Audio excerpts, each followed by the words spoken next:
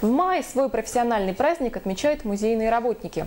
К ним относятся хранители, которые работают непосредственно с предметами музея, исследуют и описывают их.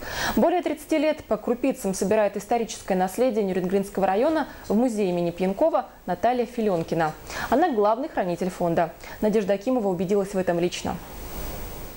Наталья Михайловна стояла у истоков открытия городского музея. Музейный фонд был небольшой, но работники кропотливо собирали по крупицам историю зарождения города Нерюнгри и Нерюнгринского района. Комплектование шло по горячим следам, оперативное. Вот событие проходит, и мы сразу собирали материалы, потому что понимали, что если время будет утеряно, мы не соберем. Сегодня фонд музея составляет более 60 тысяч предметов, 21 экспозиция. Это документы, также фотоархивы, письма и многое другое, что за 40 лет было собрано сотрудниками музея. Одна из немногих работников музеев в республике, которые столько времени отдали делу, тем более возглавляя хранение, возглавляя фонды одного из крупных муниципальных музеев республики. За 36 лет она ни разу не задумывалась о том, что выбрала неправильный путь. Не жалею, что я связала